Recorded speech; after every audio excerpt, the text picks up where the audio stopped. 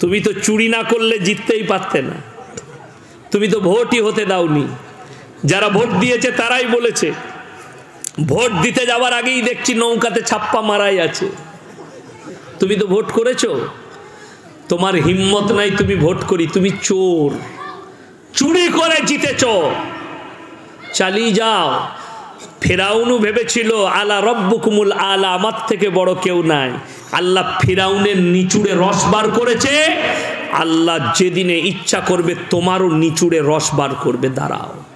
অনেক ছেলেরা কানের বালি পড়ে না, কথা বলেন, অনেক ছেলে কানের বালি পড়ে, আপনি অনেক ছেলে হাতে বালা পড়ে, পড়ে না পড়ে না, অথচ ঘড়ি পড়ুন না, ঘড়ি পড়ুন।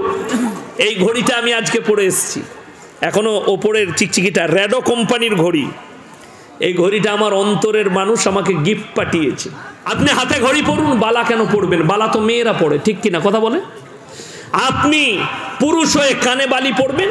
আসল কথা তা তো নয়। এরা বলে মলি সাহেব আপনার ভক্ত। অনেকজন, আমি আসছিলাম তো বলছিল যে মলি সাহেব একটা সেলফি তুলবো।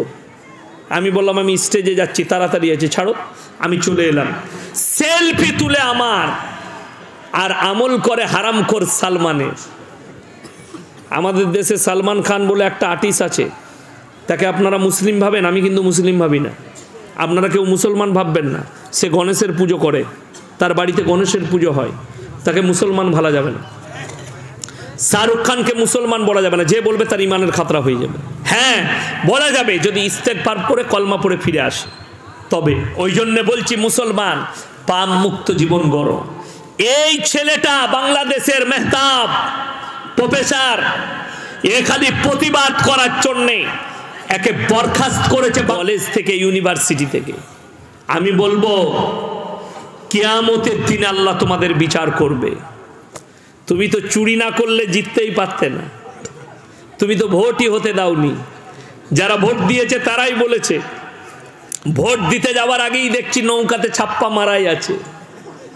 তুমি তো ভোট করেছো, তোমার হিম্মত নাই তুমি ভোট করি, তুমি চোর, চুরি করে জিতেছ, চালিয়ে যাও। ফিরাউনও ভেবেছিল আলা রব্বুকুমুল আলা, আমার থেকে বড় কেউ নাই। আল্লাহ ফিরাউনের নিচুড়ে রস বার করেছে, আল্লাহ যেদিনে ইচ্ছা করবে তোমারও নিচুড়ে রস বার করবে, দাঁড়াও। শুধু সময়ের অপেক্ষা। যারা আমাদের দেশে মনে করছে, শুনেলেন সবাই দোয়া করবেন, বাবরি মসজিদ চলে গেছে, এতে আমাদের দুঃখ কিছুই নাই, জানবেন এর মধ্যেই আমার আল্লাহ মঙ্গল রেখেছে। সকালে এটা বিশ্বাস রাখবেন, জোরে বলুন ইনশাআল্লাহ। কেন দোয়া রাখবেন? আল্লাহর যেদিন ইচ্ছা হবে বাবার হাম তেরে মসজিদ মে ফির সে আজা দেंगे ইনশাআল্লাহ।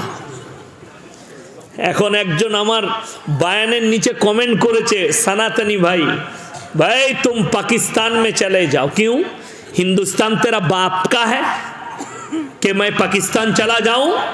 जितना तेरे बाप का है उतना मेरा बाप का है। हिंदुस्तान में पहले बता तेरा कौन सा बाप ने आजाद करवाया, लेकिन हमारे हिंदुस्तान में 56,000 उलमाओं ने अपने गर्दन दे दिया देश को आजाद कराने के लिए। जोड़े बोलूं सुभान अल्लाह। 56,000 आलेम, लाहौर থেকে দিল্লি পর্যন্ত এমন কোনো গাছ ছিল না যেখানে উলামাদিকে ফাঁসিতে লটকানো হয়নি। আর তোমরা বলছো पाकिस्तान में चले जाओ, बोले अभी तो बाबरी को तोड़ा, अभी बहुत सारे बाकी है।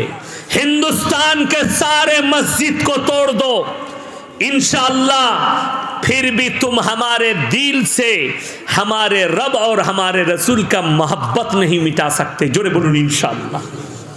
अच्छा, আমরা লকডাউনের সময় কোথায় নামাজ পড়েছি? কথা বলেন। বাড়িতে। আর সব জায়গায় মসজিদে হয়েছে? আপনারা একদম ভেতরের গ্রামে থাকলে আপনি মসজিদে পড়েছেন, কিন্তু বেশিরভাগ জায়গায় মসজিদে নামাজ হয়নি। ইমাম মুয়াজ্জিন আর একজন মতো, আমার গ্রামে ইমাম মুয়াজ্জিন মতোয়াল্লি 5 জনকে দিয়েছিল যে নামাজটা চালু রাখুন 5 জন মিলে, বাকি বাড়িতে নামাজ পড়ুন। আমার ভাই, বাড়িতে নামাজ পড়েছি, তো তোমরা আমাদের মসজিদ ভেঙে দিলে আমরা বাড়িতে নামাজ পড়তে পারবো না? পারবো না? জোরে বলুন সুবহানাল্লাহ। তো আমার বাড়ির নামাজটা কি তুমি রুখবে? বলছে अखंड भारत बनाएंगे इंशाल्लाह। जल्दी बनाओ, जल्दी बनाओ अंधभक्तों, जल्दी से जल्दी बना लो अखंड भारत। हम भी चाहते हैं, আমরা সবাই চাই, জোরে বলুন इंशाल्लाह। কেন? अगर अखंड भारत बन जाएंगे तो बांग्लादेश भी आ जाएगा, पाकिस्तान भी आ जाएंगे, अफगानिस्तान भी आ जाएंगे। तो अब सोच लो, सब থেকে ভালো যে হিন্দু ভাইরা সনাতনী দলিত ভাইরা আমার ভাষা শুনছেন, আমার বয়ান শুনছেন, তাদেরকে ওয়েলকাম জানাবো, স্বাগত জানাবো।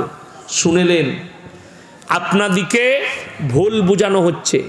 हिंदू खतरे में है, देश के प्राइम मिनिस्टर वो भी हमारा प्रधानमंत्री जी हिंदू है, देश के सारे राज्य के सीएम भी हिंदू है, सारे बड़े बड़े ऑफिसर भी हिंदू है। फिर भी अगर हिंदू खतरे में है तो सबसे अच्छा किसी मुसलमान को पीएम बना दो, कम से कम मुसलमान तो खतरे पे आ जावे। একটা মুসলমানকে প্রধানমন্ত্রী করে দাও, কমপক্ষে মুসলমানরা খাতরায় চলে আসুক। যদি সব জায়গায় পদেতে হিন্দু ভাইরা হয়ে যদি হিন্দু খাতরাই থাকে